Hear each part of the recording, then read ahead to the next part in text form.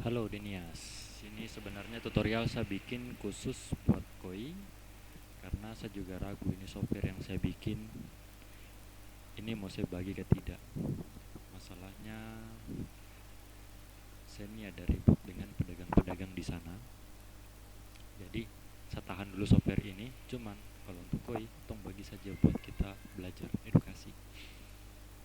Nah, pertama kau download dulu. Habis itu kalau kau sudah dapat EMA versi 1 atau 1.2, kau ekstrak, klik kanan, ekstrak here, nanti ada keluar di sini EMA versi 1 atau 1,2, 1.2. Double klik, buka isinya. Di sini nanti ada setup.exe. Setup.exe ini klik, install dia kayak biasa, next, I accept, next, next, next, create a desktop icon, next, install, finish, cancel dulu, tutup dulu. Nah, sudah.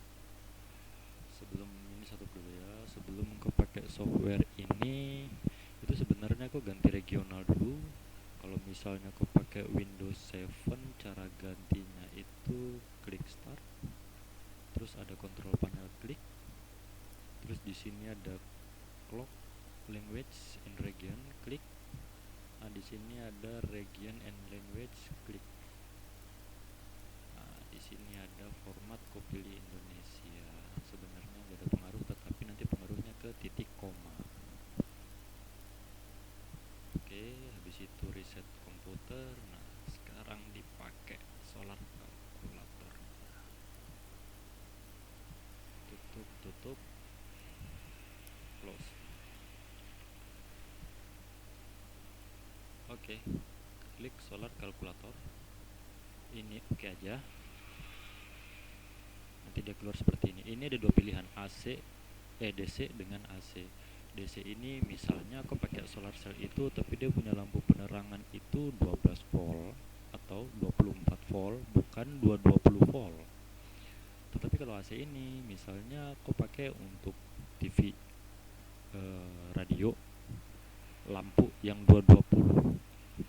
Jadi di sini ada dua pembagian, ada DC, ada AC. Nah, terserah, terkadang sih kalau untuk irit saya biasanya pilih yang DC. Dia konverter langsung, nggak pakai inverter, langsung pakai aja kalau malam. Sekarang kita tes AC. Di sini ada beban, bebannya maksimal ada 7. Kok bisa pakai sampai 7 beban? Misalnya saya pakai 1 beban dulu. Bebannya ini apa? Ada lampu, TV, kulkas, AC, pompa, microwave, bla bla bla sampai di bawah.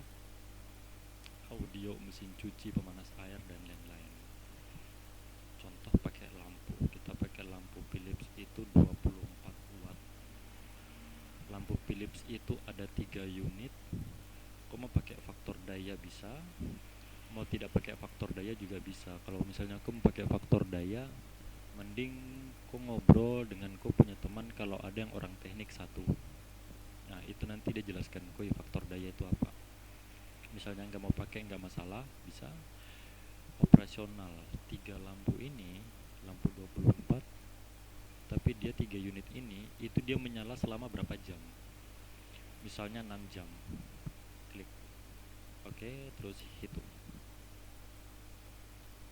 Di sini ada 432 watt selama 6 jam. Lampu 3 unit. Nah, di sini ada total daya 432 watt. Ini kan sama kan, jumlah dayanya 432 watt. Daya beban ini nanti patokan ke inverter. Inverternya berapa watt yang kau pakai? No. Oke, saya lanjutkan. Lanjut. Nah, di sini ada toleransi. Toleransi itu misalnya aku mau pakai berapa persen. Tujuannya toleransi ini biasanya kan harus dia terbuang di alat inverter atau mungkin di mana, kabel itu dayanya berkurang. Kalau kau mau naikin itu kok harus, misalnya kau mau bikin dayanya itu full, kok harus tambah sekian persen. Sekian persennya itu suka-suka koi, bisa 5, 10, sampai paling top itu saya bikin 50%. 50% ini paling banyak nilainya.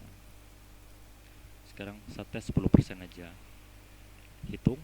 Nah, dia dayanya naik jadi 476 watt. Nah, backup ini saya jelaskan.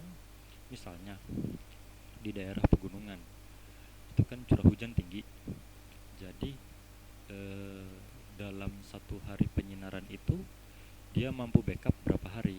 Contohnya nih, dalam satu minggu, karena curah hujan tinggi biasanya matahari ada satu hari saja, tapi sering mendung selama 2 hari.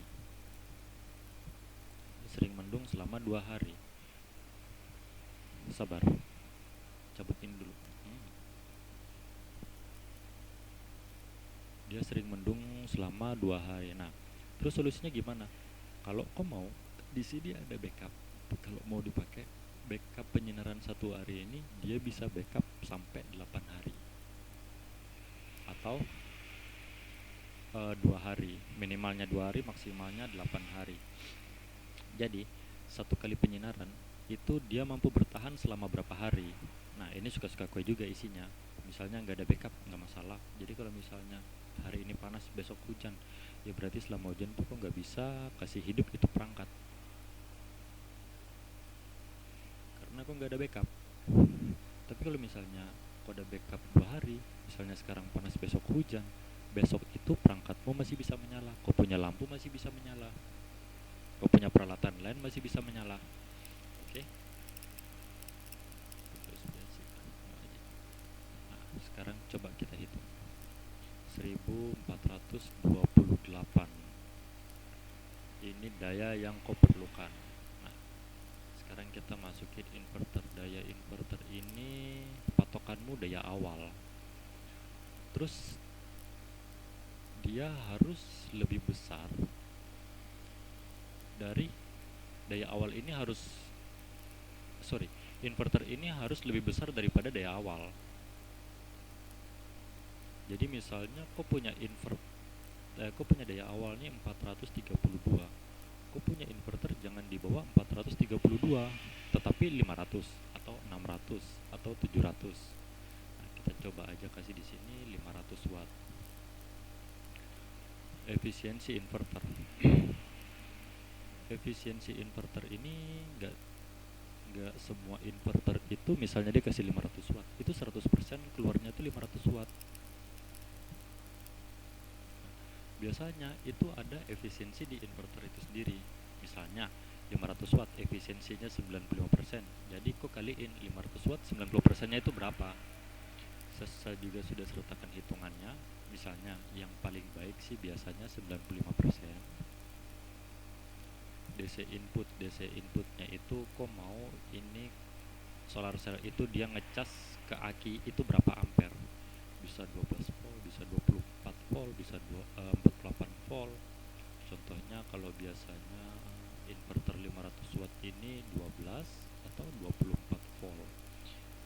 Kok ngelihat ininya itu di spesifikasi inverternya. Spesifikasi inverter biasa dia beda-beda.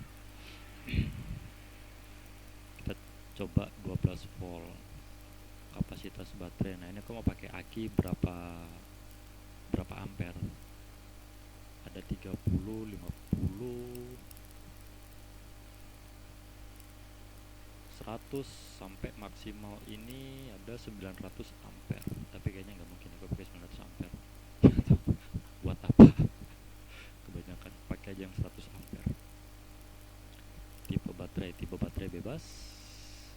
Efisiensi baterai ini biasanya kalau contohnya seperti ini.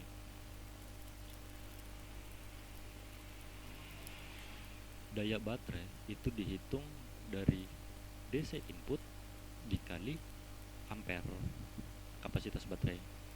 DC input 12 volt